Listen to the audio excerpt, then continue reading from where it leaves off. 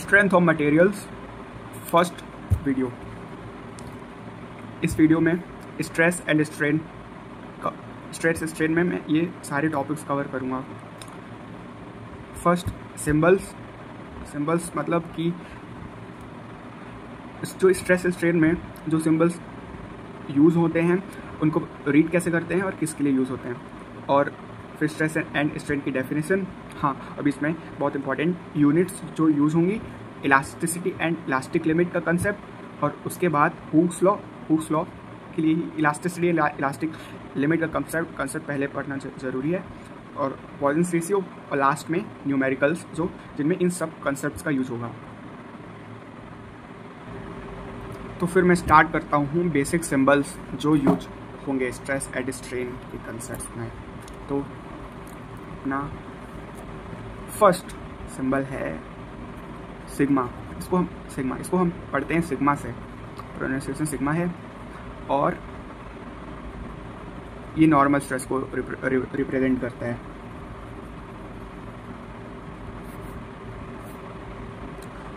और उसी तरह मैं सारे सिंबल्स लिख देता हूँ, फिर मैं उसको एक्सप्लेन कर दूंगा कि क्या क्या है।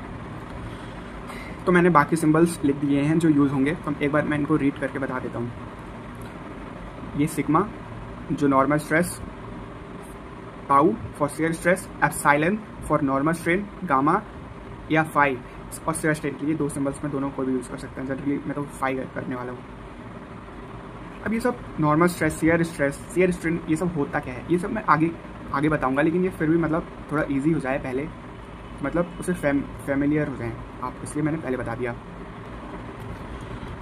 अब थर्ड चीज़ है यूनिट्स। मैं बताता हूँ कि जो ये बहुत इंपॉर्टेंट है यूनिट्स, क्योंकि न्यूमेरिकल्स में इसका यूज़ होता है, यूनिट्स में जो हमें यूज़ होने वाली हैं इस चैप्टर में। तो यूनिट्स तो हम जनरली या एसआई यूनिट्स का यूज़ करेंगे। एसआई यूनिट्स मतलब एसआई यूनिट्स का यूज़ होता है, तो मैं भी यही बताऊँगा एसआई यूनिट्स। तो ऐसा होता है कि स्ट्रेस एंड स्ट्रेन में जो स्ट्रेस होता है, स्ट्रेस की एसआई यूनिट डिपेंड करती है फोर्स की एसआई यूनिट पे या लोड की एसआई यूनिट पे। मतलब लोड या फोर्स बेसिकली सेम चीज़ है। तो लोड एक फोर्स होता है, फोर्स की एसआई यूनिट क्या होती है? फोर्स की एसआई यूनिट होती है न्यूटन, कैपिटल एन से रिप्रेजेंट करते हैं न्यूटन। और एरिया के लिए मीटर स्क्वायर। तो एसआई यूनिट हो जाएगी अपनी, स्ट्रेस की एसआई यूनिट बनेगी न्यूटन पर मीटर स्क्वायर। अब बाकी मैं पहले यूनिट एकदम बाद में स्ट्रेस वगैरह एक्सप्लेन करूँगा, तो ये और अच्छे से क्लियर हो जाएगा मैंने क्यों ऐसा डिवाइड वगैरह किया है।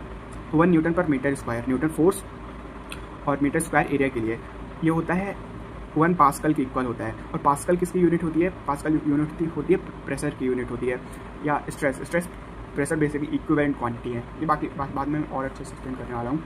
तो 1 न्यूटन पर metre square equal to 1 pascal. एक तो ये अपनी इंपॉर्टेंट है 1 न्यूटन पर मीटर स्क्वायर। अब क्या होता है कि स्ट्रेस में हम जो एरिया होता है ना, काफ़ी छोटा होता है, मीटर स्क्वायर नहीं होता, जैसे मिलीमीटर का यूज़ होता है, तो इसको मिलीमीटर में कन्वर्ट कर लेता हूँ। मीटर स्क्वायर को लिख सकते हैं 1 न्यूटन, और मीटर में 10⁻³ millimetre square is equal to 1 newton 10⁻6 millimetre square is equal to 1 pascal. और ये आगे जाके हो जाएगा 1 न्यूटन पर millimetre square is equal to 10⁻6 pascal. मैं डिराइव करके भी बता दे रहा हूँ, क्योंकि वैसे तो डायरेक्ट बता सकता था। तो 10⁻6, व्हाट इज 10⁻6 को हम मेगा लिखते हैं, और 10⁻9 गीगा, ये तो 1 न्यूटन पर millimetre square is equal to 1 mega pascal. और इसी तरह मैं मतलब डायरेक्टली बता देता हूँ डिराइव करने की जगह कि 1 गीगा पास्कल 10⁻³ मेगा पास्कल होता है। 10⁻³ मेगा पास्कल। और इसको लिख सकते हैं 1 किलो न्यूटन पर मिलीमीटर स्क्वायर। तो अपनी ये 2 इम्पॉर्टेंट यूनिट्स हैं जो यूज होंगी, बस यही 2, इससे अपना काम हो जाएगा। ठीक है, अब बताता हूँ कि स्ट्रेस क्या होता है फाइनली। तो स्ट्रेस समझने के पहले एक चीज़ बताना आपको बता देता हूँ कि जैसे अपना एक क्या बोलता हूँ सर, एक मेटेलिक बार, हाँ, या मेटेलिक बार या कोई भी मतलब कोई भी मटेरियल, एग्जांपल के लिए मैं बता रहा हूँ कि एक सपोज करो ये मेटेलिक बार है अपने पास, क्यूबॉइडल शेप इसका, ये लेंथ है, this is breadth, this is height, ये तो कॉमन है, ब्रेथ इनटू हाइट, ये क्रॉस सेक्शन होता है, क्रॉस सेक्शन ये भी पता होगा। तो ये जो क्रॉस सेक्शन के परपेंडिकुलर, एक परपेंडिकुलर डायरेक्शन होती है और इस परपेंडिकुलर डायरेक्शन के भी 90 डिग्री में 2 और डायरेक्शंस होती हैं। तो जो परपेंडिकुलर डायरेक्शन होती है इसको बोलते हैं एक्सियल या लॉन्गिट्यूडनल डायरेक्शन, एक्सियल और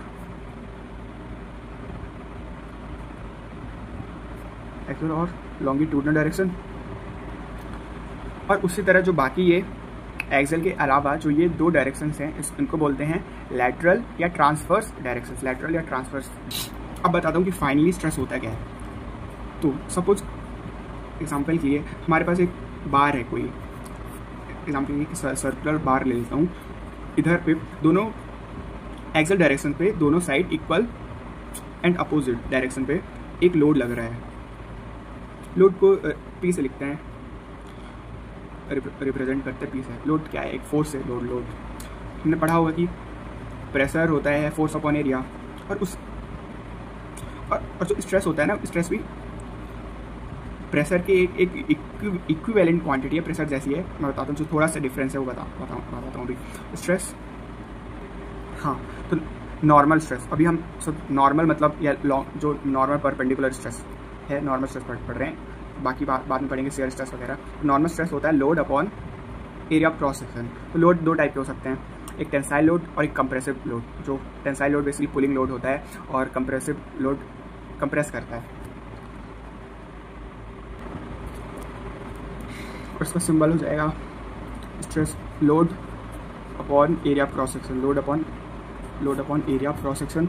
और यूनिट हो जाएगी इसकी न्यूटन पर मिलीमीटर स्क्वायर, जो हम लोग यूज़ करेंगे, या किलो न्यूटन पर मिलीमीटर स्क्वायर, किलो न्यूटन पर मिलीमीटर स्क्वायर। नेक्स्ट कॉन्सेप्ट है स्ट्रेन। तो स्ट्रेन क्या होता है?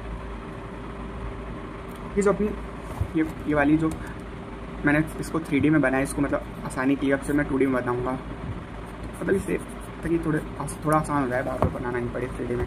तो 2 डायमेंशनल में अपने पास एक बार है, दिस इज़ अ बार। उस पर अगर हम लोड लगाते हैं दोनों डायरेक्शन से, एक टेंसाइल लोड लगाते हैं, एग्जाम्पल के लिए टेंसाइल लोड लगेगा, तो क्या होगा टेंसाइल लोड से? टेंसाइल लोड से उसकी लेंथ इंक्रीज हो जाएगी, है ना, लेंथ इंक्रीज हो जाएगी। और बाकी जो 2 डायमेंशन ब्रेथ एंड हाइट, उसमें ब्रेथ या डेप्थ वो उसमें चेंज होगा। तो ये अपनी इनिशियल लेंथ और ये हो गई फाइनल लेंथ फाइनल। अब final length minus initial length, हाँ सही है, final length minus initial length में एक डिफरेंस होगा जो इंक्रीज है लेंथ बोलेंगे से। तो स्ट्रेन हो जाता है, स्ट्रेन बेसिकली होता है increase in length upon original length, increase in length upon original length. Strain change in length upon original length. अगर टेंसाइल लोड के केस में लेंथ में इंक्रीज होगा और कंप्रेसिव लोड में लेंथ में डिक्रीज होगा। यहाँ पे हम लोग एक्सियल स्ट्रेन पढ़ रहे हैं अभी, change in length upon original length. अब अपना नेक्स्ट टॉपिक आता है इलास्टिसिटी एंड इलास्टिक लिमिट। तो इसमें मैं कुछ लिख के नहीं बताऊंगा, मैं आपको बता देता हूँ एक ये कंसेप्ट क्या होता है, क्योंकि ये कंसेप्ट अपना नेक्स्ट हम पढ़ेंगे हुक्स लॉ, उसमें यूज होगा। तो इलास्टिक मटेरियल्स क्या होते हैं? मान लो कोई मटेरियल है, जब उस पर लोड लगता है, तो लोड लगेगा तो उस पर सपोज करो एक टेंसाइल लोड लग रहा है, तो उस पर डिफॉर्मेशन होगा, या कोई भी कंप्रेसिव लोड, तो उसमें डिफॉर्मेशन होगा। और हो सकता है एक पॉइंट के बाद जब वो लोड हट जाए तो वो मटेरियल वापस अपने पुराने शेप में आ जाए, मतलब जो डिफॉर्मेशन का खत्म हो जाता है और वो अपने पुराने शेप में आ जाता है। और ऐसे मटेरियल को बोलते हैं इलास्टिक मटेरियल। और जिस प्रॉपर्टी के कारण ये मटेरियल ऐसा बिहेव करता है, उस प्रॉपर्टी को बोलते हैं इलास्टिसिटी। तो अब इसमें एक कंडीशन आ जाती है कि कि ये जो इलास्टिसिटी होती है सिर्फ एक पॉइंट तक काम करती है, और एक उस पॉइंट के बाद अगर मटेरियल पे लोड लगेगा तो वो परमानेंटली डिफॉर्म होना स्टार्ट हो जाएगा। तो फिर लोड हटने के बाद वापस अपने ओरिजिनल शेप में नहीं आएगा। तो उसी लिमिट को बोलते हैं इलास्टिक लिमिट। देखो, अब जो डिफॉर्मेशन, एक जो मटेरियल पे डिफॉर्मेशन होता है वो होता है एक्सटर्नल लोड के कारण।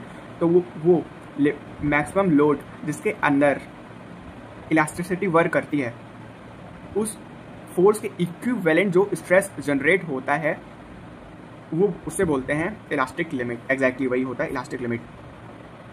मैं एक चीज़ और भूल गया था मतलब बताना कि स्ट्रेस और प्रेशर के बीच में जो कंसेप्ट में एक थोड़ा सा अंतर होता है कि जैसे अपना जो प्रेशर हो गया ना, तो प्रेशर होता है force upon area, external force upon area. तो स्ट्रेस का होता है, देखो एक ऑब्जेक्ट, एक मटेरियल पे जब एक एक्सटर्नल फोर्स लग रहा है तो उस एक्सटर्नल फोर्स के कारण जो मटेरियल डिफॉर्म होता है, तो डिफॉर्मेशन को रेजिस्ट, जो मटेरियल की एक प्रॉपर्टी होती है जैसे वो डिफॉर्मेशन को रेजिस्ट करता है, और उसी रेजिस्टेंस को बोलते हैं stress divided by area of cross section. Exactly. तो basically stress is resisting force upon area of cross section, और जबकि प्रेशर होता है external force upon area of cross section. बस यही डिफरेंस है। तो फाइनली हुक्स लॉ पढ़ते हैं। हुक्स लॉ क्या होता है? देखो, अपना हो गया एक, ये अपनी एक बार है, लोड लग रहा है इस पर,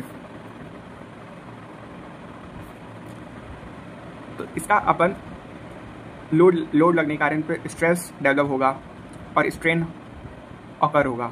तो उस स्ट्रेस एंड स्ट्रेन का ग्राफ कैसे बनेगा देखते हैं।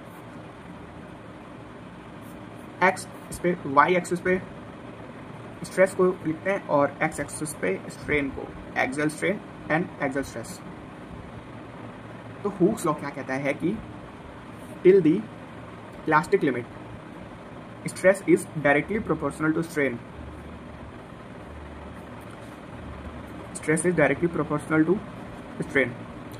This is proportionality limit, जहाँ proportionality limit और इलास्टिक लिमिट के जस्ट बाद में आती है। मैं बाद में ग्राफ बताऊंगा ना, उसमें ये सब और अच्छे से मतलब डिटेल में बताऊंगा। प्रोपोर्शनैलिटी लिमिट, जिस पॉइंट तक ये स्ट्रेस और स्ट्रेन डायरेक्टली प्रोपोर्शनल होते हैं एक दूसरे के। अब स्ट्रेस, और इससे अपना एक फॉर्मूला बनेगा, मतलब एक कांस्टेंट, पहला कॉन्सेप्ट एक कांस्टेंट आएगा, बताता हूँ मैं। Stress is directly proportional to strain, तो stress is equal to E एक कांस्टेंट है और स्ट्रेन, तो ई है क्या? ई है स्ट्रेस अपॉन स्ट्रेन, और ई को पढ़ते हैं modulus of elasticity. Modulus of elasticity is equal to stress upon strain. तो ये अपना पहला एक फॉर्मूला बन गया। ये अपना फर्स्ट मॉडुलस है, मॉडुलस ऑफ इलास्टिसिटी। तो इस वीडियो का लास्ट टॉपिक, अपना लास्ट कंसेप्ट है पॉइजन्स रेशियो। पॉइजन्स रेशियो को रिप्रेजेंट करते हैं न्यू से, इस सिंबल को न्यू पढ़ते हैं, न्यू। पॉइजन्स रेशियो क्या होता है? Poisson's ratio is the modulus of the ratio of lateral strain upon axial strain.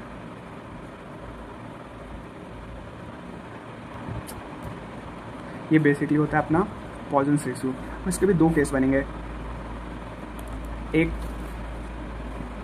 एक अगर अपनी रेक्टेंगुलर बार, एक अपना रेक्टेंगुलर बार के केस में, और दूसरा है सर्कुलर बार के केस में। तो रेक्टेंगुलर बार के केस में बताता हूँ क्या। तो रेक्टेंगुलर बार के केस में एक लेंथ होता है और बाकी ब्रेथ एंड हाइट होते हैं। तो पॉइजन्स रेशियो का लैटरल स्ट्रेन होगा इस पर, या तो होगा change in breadth upon original breadth, change in length upon original length, या ब्रेथ, या दूसरा हो गया height, change in height upon original height, या डेप्थ भी लिख सकते हैं D, change in length upon original length. और वहीं पे सर्कुलर बार के केस, सर्कुलर बार के केस में पॉइजन्स रेशियो हो जाएगा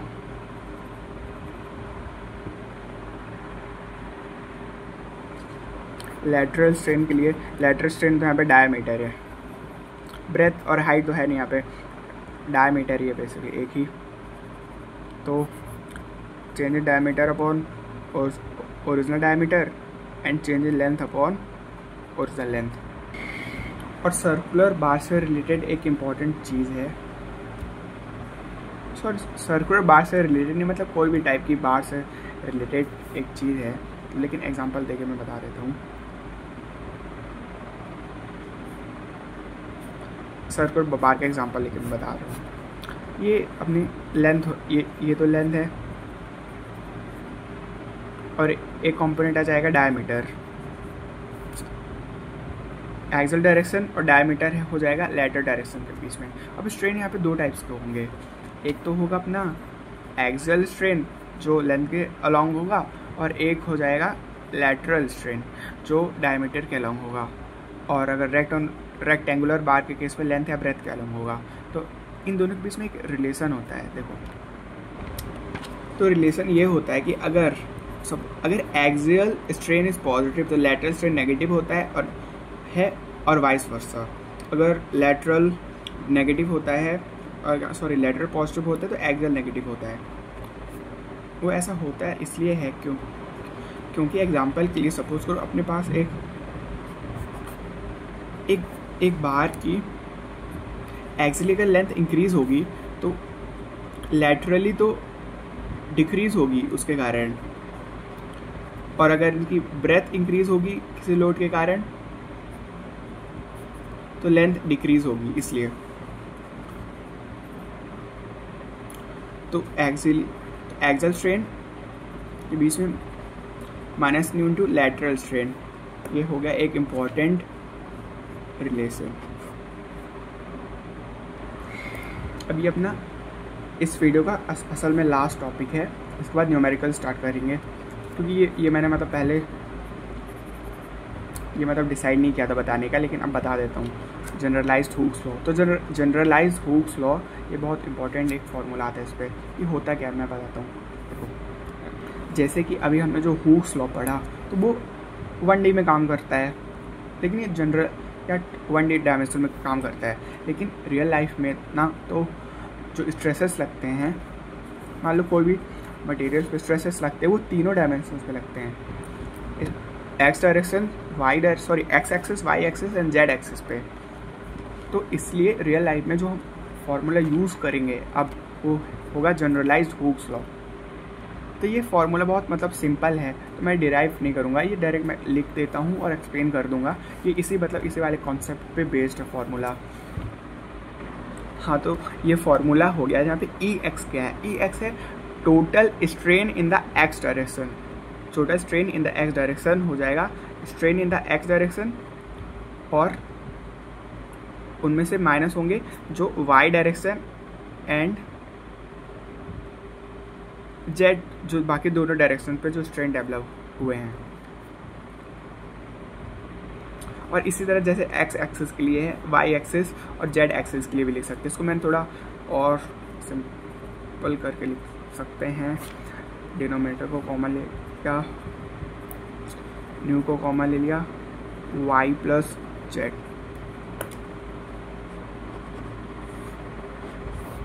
ये आ गया अपना टोटल स्ट्रेन का फॉर्मूला जब अपने को स्ट्रेस दिया हो तीनों डायरेक्शन पे, मॉडुलस ऑफ इलास्टिसिटी दी हो। और इसी तरह मैंने Y axis and Z axis के लिए भी लिख दिया है फॉर्मूला। तो ये जो फॉर्मूला है ना, इसमें सिर्फ दो अदर फॉर्मूले से डिराइव हुआ है। एक तो अपना वो स्ट्रेस इज इक्वल टू,